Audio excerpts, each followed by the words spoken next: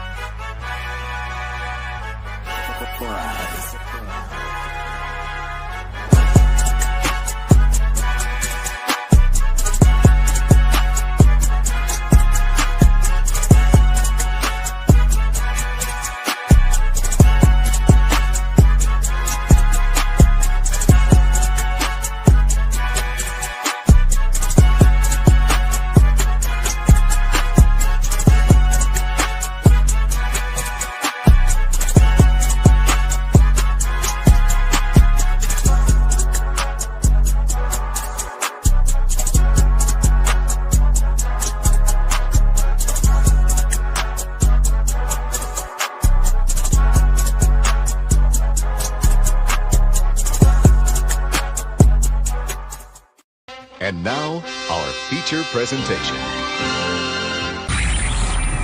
You are watching a master at work. Go get some!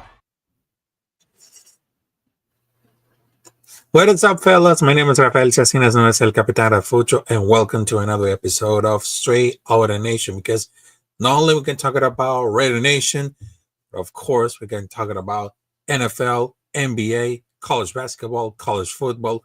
So I just wanted to tell you how y'all feeling this Thursday right now, because I know what you're thinking. Today is Thursday. It's almost the weekend, but this is Thanksgiving. How you feeling this Thursday? Feeling, because I know it's Thanksgiving. Always be grateful with the friends and the family, talking about food, and of course, the best day ever watching football for over like 8 hours, because they have so many greats to talk about football. But right now, I just wanted to tell you, always be grateful, always be blissful in this day, which is Thanksgiving. Make sure to subscribe to Capitán Rafucho on YouTube. Also, you can follow me on different social media. At Twitter, as known as ads, at Capitán Rafucho. On Instagram, at Capitán Rafucho 93. Also in Kick, on TikTok. And if you want to help and support the stream, you can make a donation by Cash App, Venmo, or PayPal. All financial help is welcome. Now, talking about the recap between Las Vegas Raiders versus Cleveland Browns. And of course, this time is going to be really serious about for the coaching problem. Hey, how's it going, Mitch Koski? Salute to you. Make sure to subscribe to Mitch Koski, one of my biggest brothers from another mother. Phil Talk with Mitch, which is very important. All right. So let's talk about what happened between Las Vegas Raiders versus Cleveland Browns. The coaching between Chip Kelly and Pete Carroll. There was a lot of damage control. And they tried to play real hard, but they won't. That was just like an easy $6 million for Chip Kelly.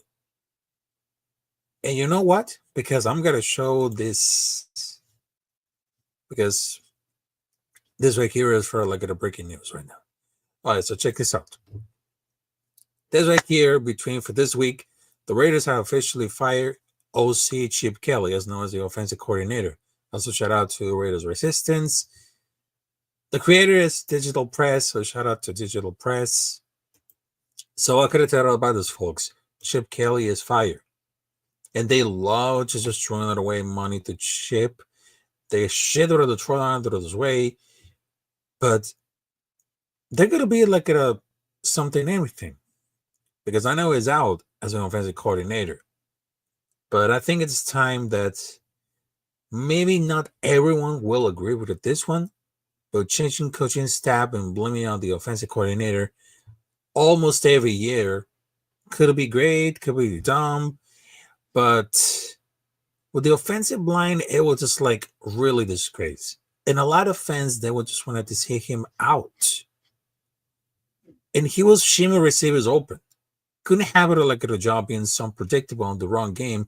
But the online not being to block wasn't getting always. And that could be like another season, another offense, another disappointment. This won't move the needle toward improvement, but maybe he was like only one to push and play veterans. But they have it what to see, but the young players can do it at this point. But we need to get the coaches and the front office on the same line. None of this matters, but they're lacking an offensive line, including what happens between the Las Vegas Raiders versus Cleveland Browns. And we all know that you can blame on Geno Smith, you can blame on Pete Carroll, you can blame on Chip Kelly. With the most interceptions, that doesn't help. In the moment that the ball is really snapped, the offensive line is beat almost every game and every play, and they're hardly getting the push on the line, because I want to know what the coaching staff seeing like not addressing to fix it. So obviously they can change the quarterback, but the offense can't get anything until it fits the online. Because online and defensive line has been a massive problem for a long time. And one out of those games could not really understand why we have something like really trash. It's always like they happen the same. We're just lacking. It is a problem. Chip Kelly's a problem. I mean, running the fucking ball and give it to Genty like a 5-year-old playing Madden could call it the game ever. The first try, Genty rendered it twice for the first 3 plays, again an easy first down, and then 3 plays in the round after. 4th and 1, we don't give it like a Genty upper rush, like 4 yards per catch. This is also coming out for the bye week. And Genty needs to get it the batter for 15 touches before for halftime. And they just wanted to see that they're not pretty balanced. They're rather really balanced every time we see it or look at it. And between for like all overall, they just want it to be like really ass right now. He needs to get fired. And the people, they just call it out, and they always had to do something. Yep. It sure is, because they cannot figure it out any game concept that Kelly seems to call. And every 7 down seems to random. Never attacking a weak side,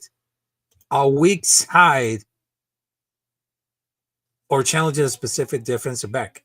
Even Bauer's presence don't seem like a bit designed to like a linebacker and single coverage with him. But behind like a terrible online, just went at how the better interior defensive line. Until the line improves, Genty will improve. But your quarterback is so limited that the offense defense doesn't care about the passing offense. They gotta play their own. And Chip Kelly wasn't creative at all. And he abandons the run. That was so much it. That was like the nail in the coffin. And this could have proven the truth. We need to have an line that can afford protection in open running lanes.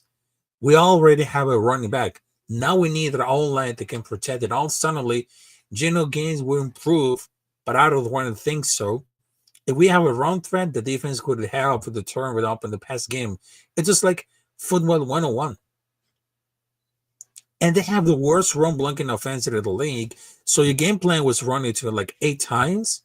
Also, between like the disaster performance between Las Vegas Raiders versus Dallas Cowboys, they traded for all pro defensive tackle, got a starting linebacker back for the game. The issue was the red zone offense and completely outclassed in the secondary pins, picking a lamb.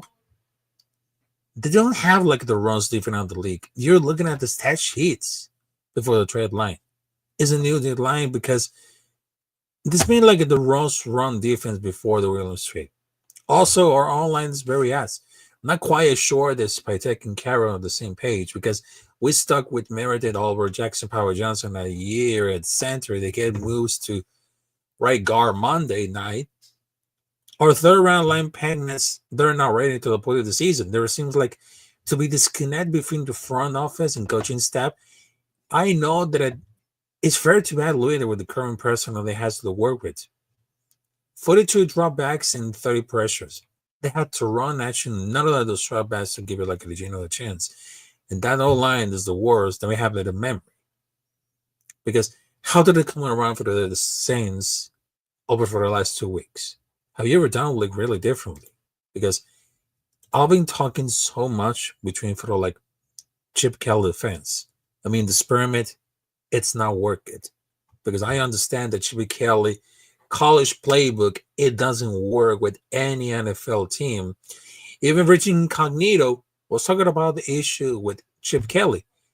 I'm not lying for this right now. So let's check them out for Richie Incognito talks about Chip Kelly. So we got to roll the Chip Kelly's offense is not translating to the NFL. It is a complete mess. We have a workhorse in Ashton Genty.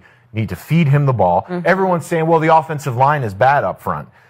To get the offensive line in the game, you have to run the ball. You have to go downhill at these guys. You have to dictate the tempo of the game. If you have guys backing up and you're dropping back 35, 40 times with Geno Smith, it's not going to work. And Chip, in his infinite wisdom, thinks that we cannot run the ball and still get play action to work. You were talking about it before. You have to threaten them a little bit with the run and get your play action going. We're running play action out of the shotgun. We're putting it in Geno's hands, and Geno is turning it over left and right. So I think Chip Kelly, his issue is he thinks he's smarter than everybody, and he's going to let you know that he's smarter than everybody. But in the NFL, there's a lot of smart guys, and there's. So there you have it. Even Rich Incognito, one of the greatest Raider players ever in the history, they're talking about Chip Kelly. Because you know why? How can you blame anybody else but the quarterback? Guys are open and the quarterback doesn't give the ball. He takes so many sacks because he holds the ball and doesn't throw it. But also I blame the online. But it's tough to evaluate Chip because it's absolutely nothing to work with. There's not players where he can work with 8, 9, or 11 players in the field that really has, because he doesn't use play action, but it clearly works, and he doesn't use the run to keep the defense guessing. He needs to go back to college. I blame the shady quarterback play, and guys that are open and don't get the ball thrown with them. We can agree with that, including Geno Smith. Geno Smith sucks. The guy gets 2 seconds to throw the ball in the average toe, and Genty doesn't have a time to run the ball. Kind of too hard to know time, who's open on the time. The only time that it works in play action passes, and they start and immediately stop it. Geno's not a drop back passer. Go with the empty backfield. Why? He doesn't have the potential for one. And I think it's the opportunity to fire Chip and then go back to Geno. Could be like anything problem. And to be a reason right now, I'm very happy that Chip Kelly is out, so not going to be the problem. Now, after we just saw like Chip Kelly's getting out as a offensive coordinator, right now there's one topic that I would like to discuss right now, because not only Chip Kelly is out, Pete Carroll could be next, because I know that was never be like to go into a long-term answer for that team, because when he was signed, everybody knew that his line was limited. He's the oldest coach in the NFL story, and he comes like to start something, to build a new identity. If everything went according to that plan, and he came with a one for the division, I think we have something like 2 or 3 seasons at best, knowing that he won't be like the long-term answer. Doesn't make any sense to start over after this year, because I understand the coaching curse is not very good for a franchise. But nobody was really picturing him like leading the team by over the next few years. He came in and so far have made terrible personal decisions, barely developed young players, and filled one of the most miserable teams I ever seen.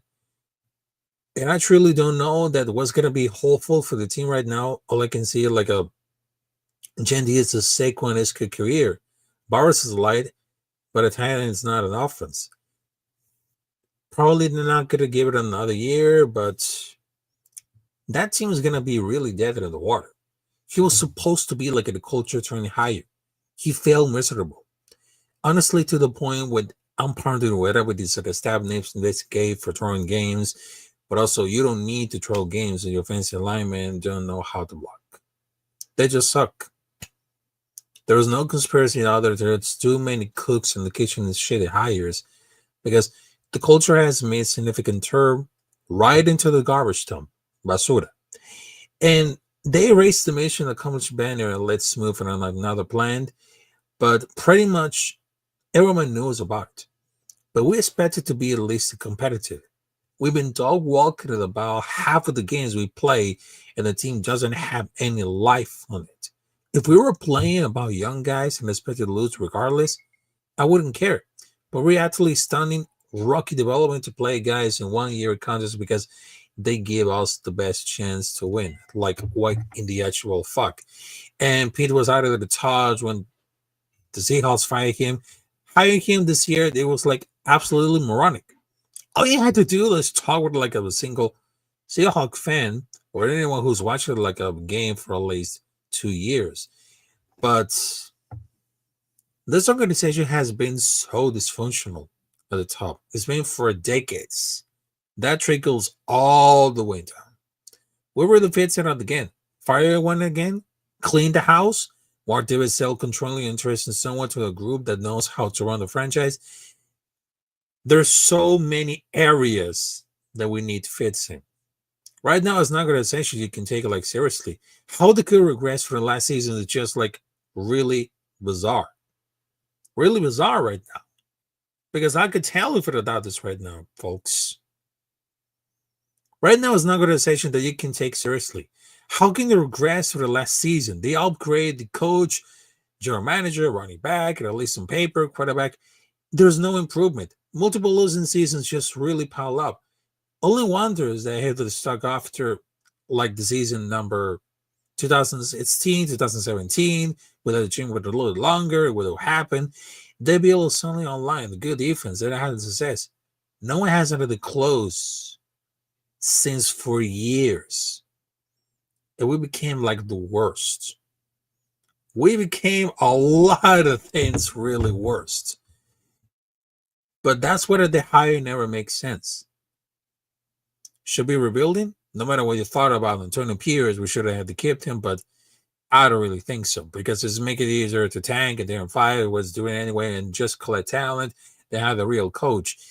But the Pete Carroll bridge makes zero sense. I mean, what's going to happen? I thought he's going to bring the winning culture to the team, but he's done nothing close to that. Then he need to hold it for the full contract to sign a young coach. The Carousel days is over. But I'm just like really behind disappointment that Pete Carroll's a nurse, so that could be like the next one to get fired. But I think that it's gonna be like something like really predictable to see this. But man, I gotta tell you about this right now. Hey, how's it going on? This is Solder to say good morning, brother. Have a great show listening this morning while driving. Thank you very much on this is Holder, my brother from another mother. Also, I just wanted to tell you, who could it be like the Nets coach? I mean, Spencer Rattray, an up-and-young coming offensive mind, a long-time defensive coordinator, a college coach. I don't know. I wonder if Pete will do anything better if we had coordinators of the choice, because I'm not really sure how the current ones could be like his first choice.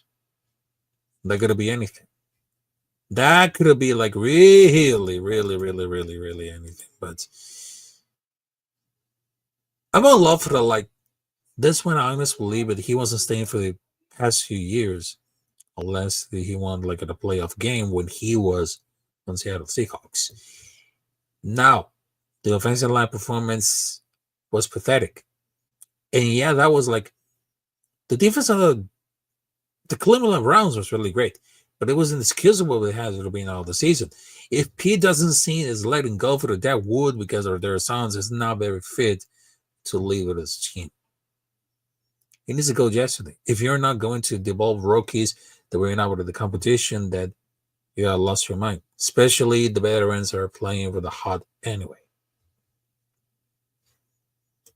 So that's what I'm going to tell you about this right now. I'm telling you. All right. So I know that the next topic, we can talk about like something really else. But after we just saw between for the game between Las Vegas Raiders versus Cleveland Browns, I guess that Geno Smith wasn't feeling as a Raider. It wasn't. Because I'm going to show like an image right now. That shows right now. All right, so I know the blur, the flipping and bear right now, but here's a guy with the Seattle Seahawks teacher to say, bigger asshole, Geno or Jamarcus Russell? That makes sense a lot for this man. But with for the case of Geno Smith, actually he was terrible. Able to see, because I just saw like behind the scenes between flipping the birds and another fan. I just want to tell that never see like a playing coach so lost with the fan base so fast. It seems like yesterday. He was given the bird with the sign with the preseason, and everyone's like, hell yeah, let's fucking go. It's just like over halfway through the season, they're hated by the fan base. And they've been like for a month. I mean, flipping at the guy for the fucking side, it's not like the fan was insulted his family or something, because he was like thin skin. For me, the catchphrase which is once a Raider, always a Raider, is meant to those embrace the Raider. It's not for anyone who disrespect the shield. And people translate too loosely. And that is it. Because Geno Smith will remember as one of those biggest assholes and one bitch who suck ass while getting paid big money. Nobody came the worst to Jamarcus Russell. It's getting closer to that level every week, which is the ass level. And people seem like this is going to be like a quarterback problem.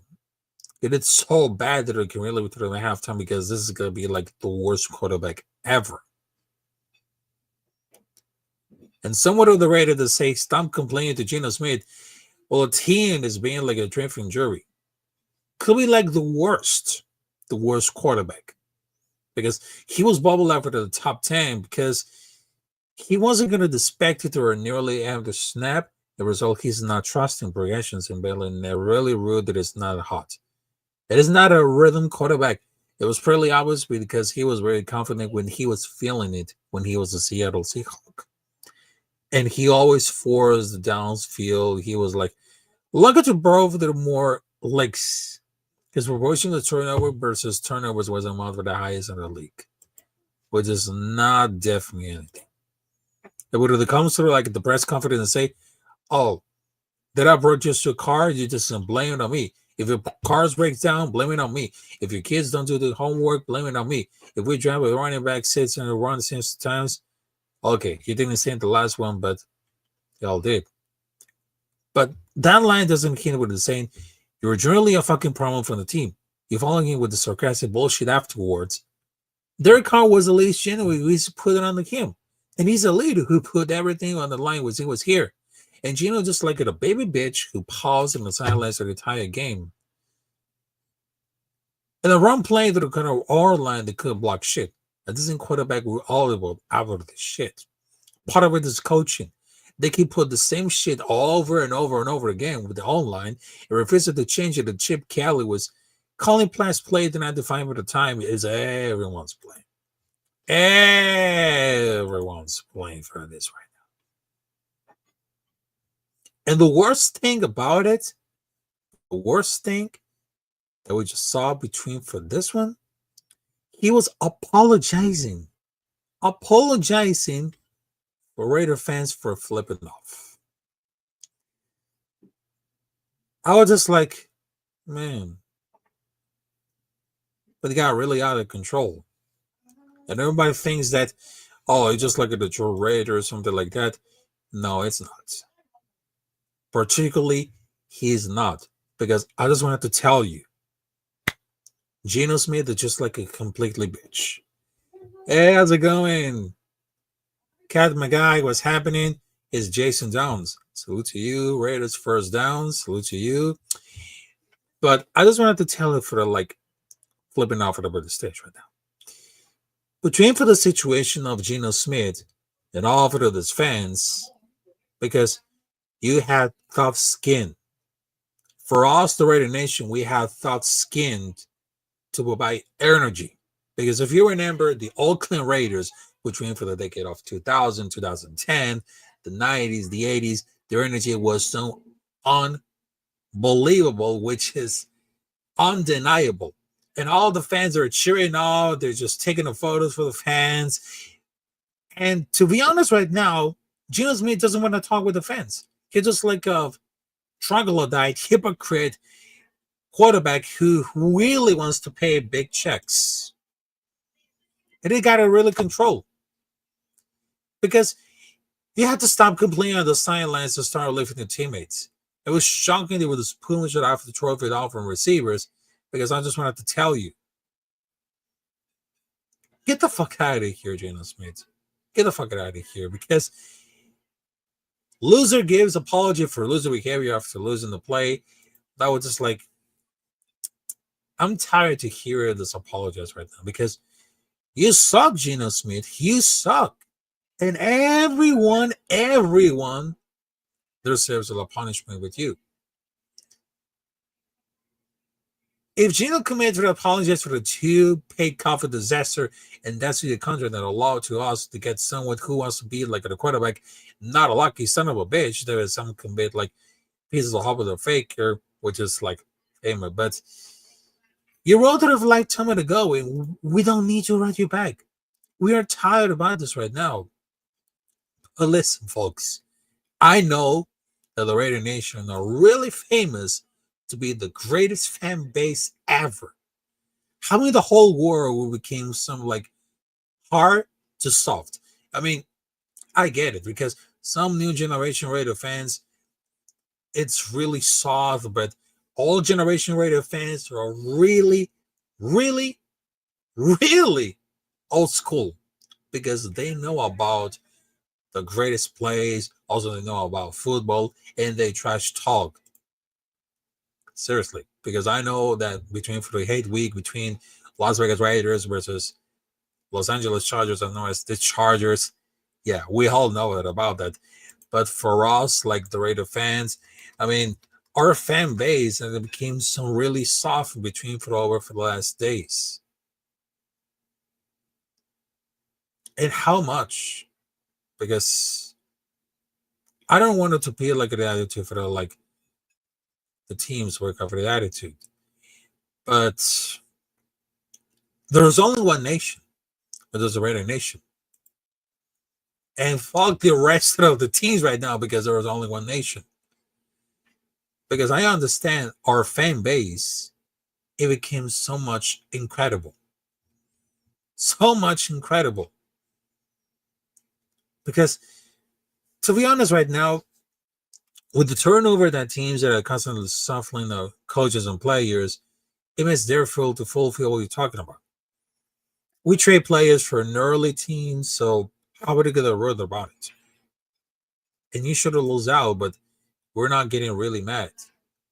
Not getting really mad right now. But our fan base, it's not for softies.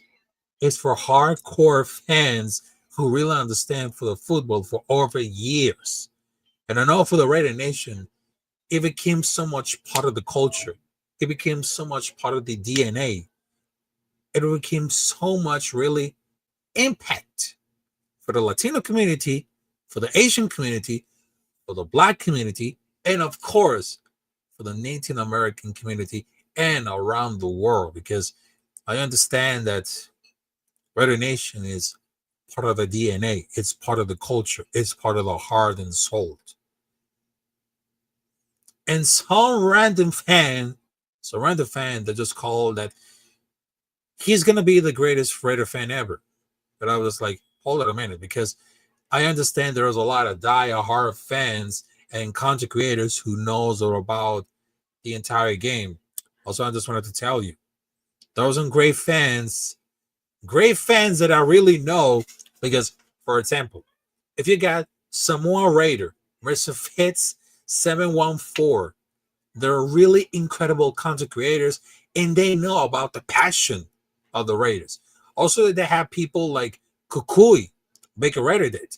Also, they had Joe Morley, Josh, as known as the Go209. Also, they have Alpha Raider, Anticipated Soldier, the Raider Critique, Wayside Media, as known as Earn, Raider Band, Mikey Raider with the unfiltered takes on the Raider Nation, because I really understand this group of content creators. They know exactly about for the love of the game. They know exactly about for the football. They know about for the mistakes. They know about everything because their IQ is very high lower. And I will tell for this right now. Some of the content creators, they know exactly what we're talking about for the Raider Nation because they have the passion. We have the passion. We have to scream a lot and say, Raiders all the time long because it's part of the culture. It's part of the culture. And you can never stop. You can never stop. So I don't know what they losing really mad for, like for Geno Smith right now, because I know he apologized for flipping it off to the Raider fans, but we don't want to accept to apologize. I just wanted to tell you, right out back, yeah? Because it's gonna be like okay. Everybody knows that Geno Smith is ass. We want to clown off for the fucking team.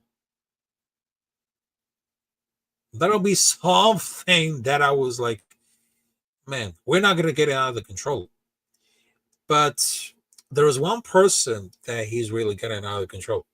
If you guys remember of Mitchell Rentz, yep, Mitchell Rentz, he's got to really control, and he represents one of the most embarrassing parts that I ever experienced, because I know that he whines like a child, begs people for money on the show, but back in the cell, this really sad videos wants like 5 seconds of screen time, and the fans is gonna be like really okay. But man, I gotta tell you about this right now. Even I was trying to call the opportunity, but I was like, no, it's not gonna happen.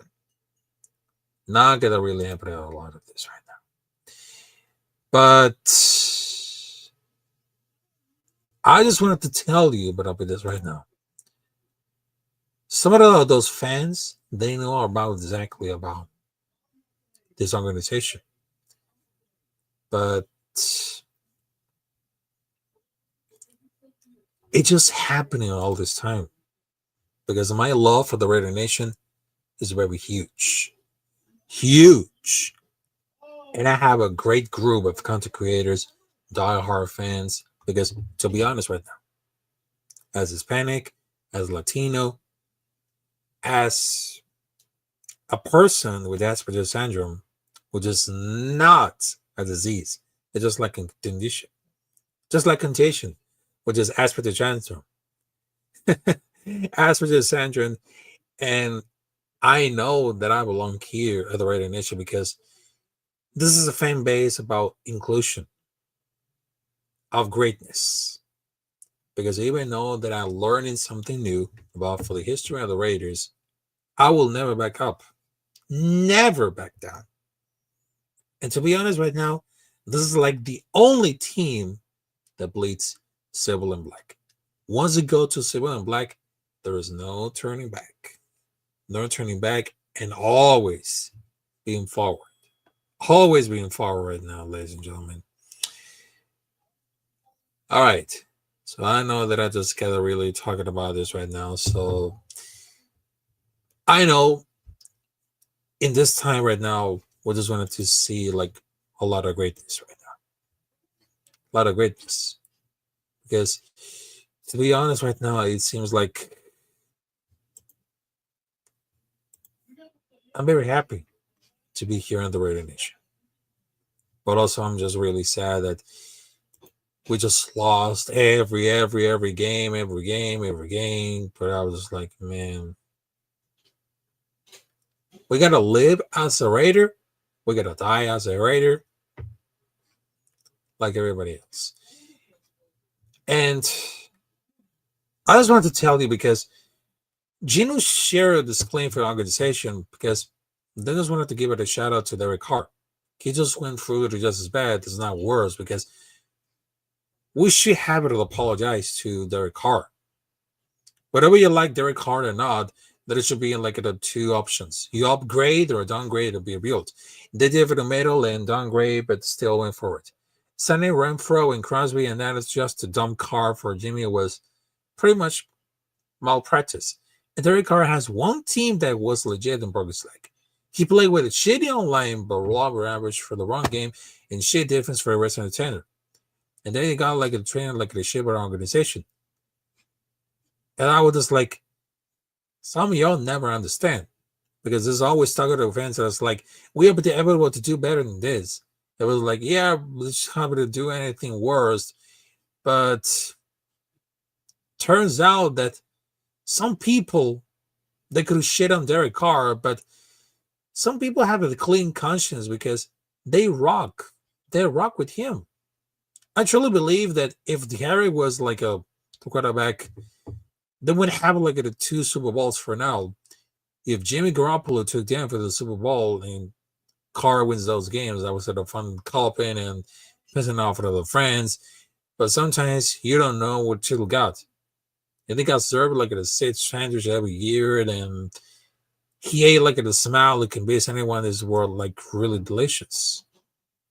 And the people that are getting really involved, they say, hey, after Derek Carr, we're going to get anything better. With Geno Smith, Minshew, Garoppolo, maybe shouldn't move for the good quarterback unless he has to secure another good quarterback. Much less great quarterback. It's rather his online, the online team would have a similar results with Carr with more checkdowns and more instead of interceptions and sacks. Just telling for everybody else. Just telling. All right, so I know that I was talking about Chip Kelly, of course, Geno Smith, and Pete Carroll. All right, so our next game is going to be against Los Angeles Chargers. And I have the perfect time to see, like, to rock with the head week, which is tomorrow at the morning, which is on Black Friday. And right now, we're going to celebrate Thanksgiving with a great smile because I know that they have a plans of games coming out there from 1 p.m. because they're going to brought Green Bay Packers versus Detroit Lions. Also, I just wanted to tell you, there's Kansas City Chiefs versus Dallas Cowboys and Cincinnati Bengals versus Baltimore Ravens, which is like the game that I would like to stream with all of this right now because I know that we're doing the calling off of the game right now. On face, they say, you still calling those games, Rafa? Yep, I'm going to call those games, including tonight one, which is tonight I'm going to provide a live play-by-play in Spanish between Cincinnati Bengals versus Baltimore Ravens. And then for the Sunday, I'll call Las Vegas Raiders versus Los Angeles Chargers on Sunday. And then on Monday, I'll call New York Giants versus New England Patriots. So it's going to be like a great weekend to watch football. I just wanted to tell you, this one is going to be so perfect. All right, so ladies and gentlemen, thanks for having us at another episode of Straight Outta Nation. So I hope you enjoy your Thanksgiving with the family and friends. And of course, I have to be ready to cook with the family, because I know holiday traditions never dies. Never dies. It keeps with the honor, tradition, and loyalty for the family. So I was going to tell you, thank you guys for having us through this episode of Straight Outta Nation. And remember, there is only one nation, the motherfucking Raider Nation. And of course, tomorrow I'll provide the Russian Shine Friday, where I'll provide a preview between for Las Vegas Raiders versus Los Angeles Chargers. And probably this time is going to be really different, because it's going to be like a hate week between us, Las Vegas Raiders, versus the Chargers.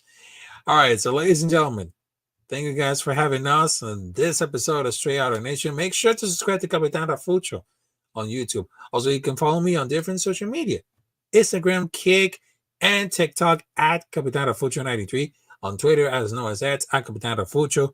And if you want to help and support the stream, you can make a donation by Cash App, Venmo, or PayPal. All financial help is welcome. All right, so ladies and gentlemen, we're getting out of here, because I know that I'm going to be ready for the Thanksgiving. And of course,